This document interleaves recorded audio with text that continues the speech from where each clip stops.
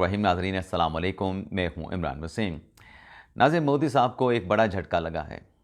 मोदी सरकार ने बड़ी चालाकी दिखाई, बड़ी होशियारी करने की कोशिश की, लेकिन एट द एंड नतीजा क्या निकलता है कि ना आपकी चालाकी काम आती है, ना आपकी होशियारी काम करती है और राफेल तैयारों का पर्दा चाक हो जाता है।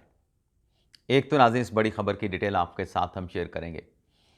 दूसरी खबर, भारतीय वज़ीर आज़म नरेंद्र मोदी की पाकिस्तान के खिलाफ नई चाल, उस चाल को कैसे एक्सपोज किया गया, आलमी माहिरीन ने इंडिया को क्या मुंह तोड़ जवाब दिया है। इन तमाम खबरों की, इन तमाम पॉइंट्स की जो डिटेल है इस प्रोग्राम में आपके साथ हम शेयर करने जा रहे हैं। लेकिन प्रोग्राम का आगाज़ करने से पहले आपसे दरख्वास्त के चैनल को सब्सक्राइब कर लें, बेल आइकॉन का बटन प्रेस करें, वीडियो पसंद आए तो इसे लाइक और शेयर ज़रूर कीजिएगा।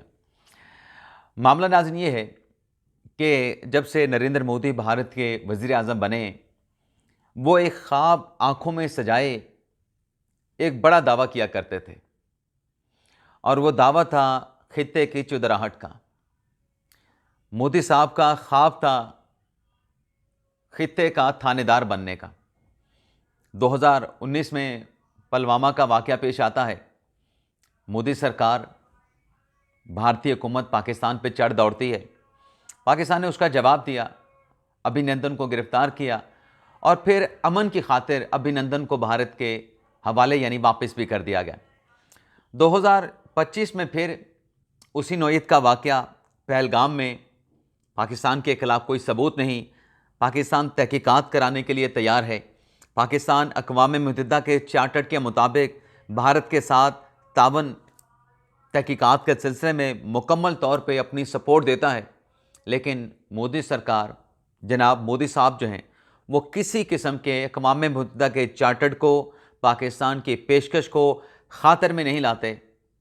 पाकिस्तान का सिंध ताज का मुआहिदा सस्पेंड कर देते हैं और उसके साथ साथ सफारती ताल्लुकात को कम से कम सतह पे लेके आते हैं और सबसे इंतहाई इक़दाम और इंतहाई फ़ैसला पाकिस्तान पे जंग मुसल्लत कर दी जाती है 6 और 7 मई की रात को।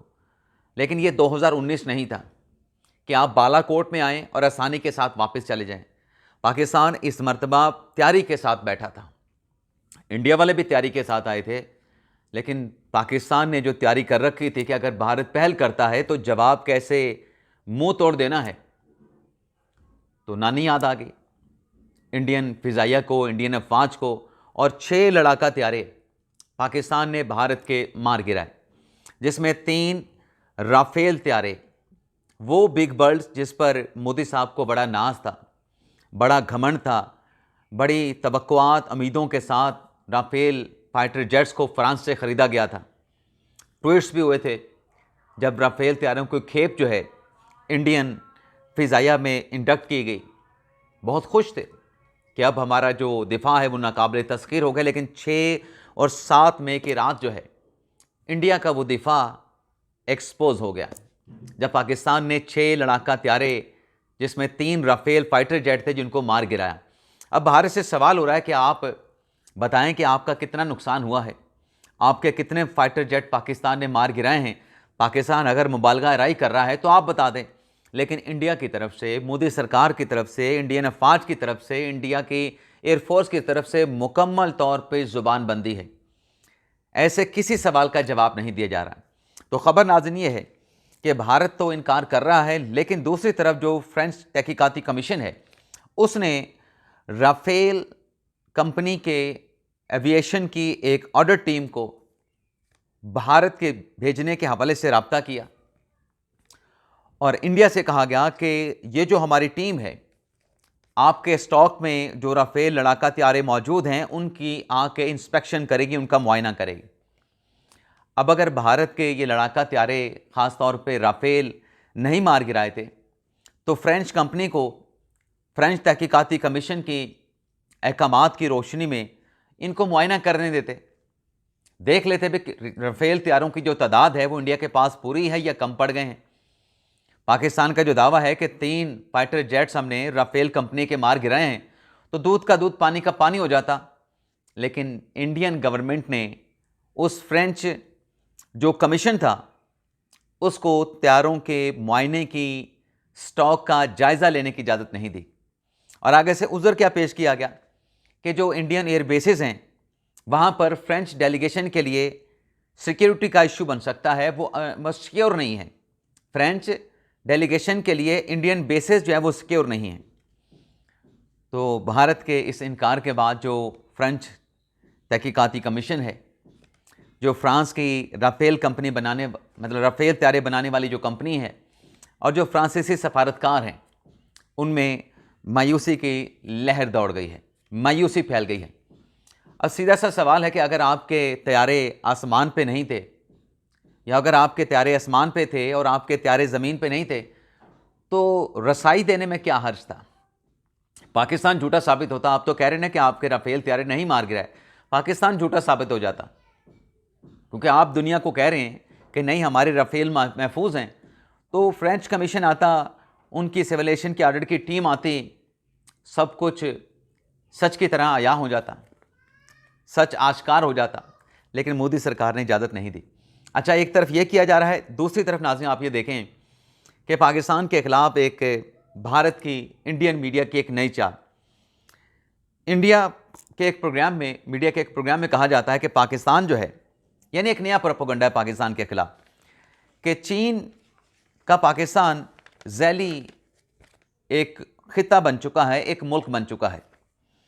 और उस प्रोग्राम में कहा गया बरखा दत्त की तरफ से कि ये जो सिलसिला है, ये दरअसल पाकिस्तान चीन के मफादात का दिफा कर रहा है। और बरखा दत्त ने कहा कि इस वक्त भारत को दो महाजों का सामना है, एक चीन है और एक पाकिस्तान है, और पाकिस्तान चीन की झैली रियासत बन चुका है। अच्छा, ये बरखा दत्त अपने प्रोग्राम में कह रही थी, एक इंटरनेशनल रिलेशन के जो एक्सपर्ट हैं, इंडियन एक्सपर्ट केशवर महबूबानी, उनसे कह रही थी। लेकिन जब उन्होंने ये बात की तो आगे से इंडिया के अपने इंटरनेशनल रिलेशन के एक्सपर्ट ने क्या जवाब दिया? उन्होंने बरखा दत्त के इस प्रोपेगेंडे को मुस्तरद कर दिया। इंडियन एक्सपर्ट ने कहा, केशवर साहब ने, कि देखें ये जो आप बात कर रहे हैं कि पाकिस्तान चीन की झैली रियासत बन चुका है, ऐसा है नहीं। हम पाकिस्तान और भारत के ताल्लुकात को पाकिस्तान और चीन के ताल्लुकात को भारत की नज़र से देखते हैं। हमें पाकिस्तान और भारत के ताल्लुकात को भारत की नज़र से देखने के बजाय एक गैर जानिबदाराना अंदाज से देखना होगा। उन्होंने कहा, केशवर साहब ने, कि अगर पाकिस्तान चीन की ज़ैली रियासत होता तो उसे IMF के पास जाने की क्या ज़रूरत थी? पाकिस्तान को तो फिर चाइना मुकम्मल तौर पे सपोर्ट कर देता। पाकिस्तान को मुकम्मल तौर पे जो फाइनेंशियल सपोर्ट चाहिए थी वो IMF की बजाय वो चीन से पूरी हो जाती।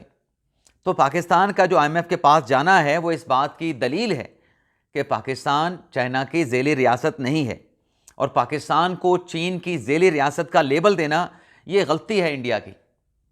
यही गलती नाज़रीन इंडिया ने तब भी की थी जब इंडिया ये सोच रहा था कि पाकिस्तान पे जंग मुसल्लत करेंगे और पाकिस्तान की तरफ से जवाब नहीं दिया जाएगा, और पाकिस्तान ने जवाब दिया।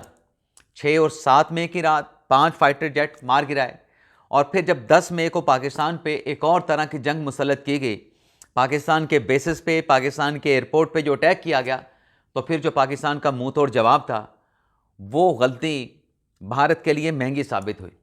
और अब भारत दोबारा से वही गलती कर रहा है कि पाकिस्तान को चीन की झैली रियासत का नाम दे के एक नया प्रोपेगेंडा। तो मैं इस पर सिर्फ इतना कहना चाहूँगा कि चलें, अगर आप हमें चीन की झैली रियासत समझते हैं तो आप ज़रा ये सोचें अपने बारे में, मोदी सरकार, इंडियन गवर्नमेंट अपने बारे में, कि आप जो खित्ते के प्रधान, खित्ते के चौधरी, खित्ते के थानेदार बनना चाहते थे, ये जो तमाम ख्वाब आप देख रहे थे, आप अगर चीन की एक झैली रियासत के साथ, जो आप पाकिस्तान को झैली रियासत कहते हैं, उससे आप शिकस्त खा गए, आप उसका अगर मुकाबला नहीं कर सकते, तो चीन का फिर आप मुकाबला क्या करेंगे? तो फिर तो यही बात कहनी पड़ेगी ना कि भारत अपनी हैसियत के अंदर रहे, और किसी किस्म की जाहरियत मुसल्लत करने का अगर सोचता है, या ऐसी किसी जगह पे सोच मौजूद है, तो इस सोच को जो है वो ख़त्म कर दिया जाए। तो ये नाज़रीन हमारा आज का वीडियो लॉग। आपसे इजाज़त चाहते हैं। अल्लाह ताला हम सब का हामी नासिर हो। अपनी दुआ में याद रखिएगा। अल्लाह हाफ़िज़।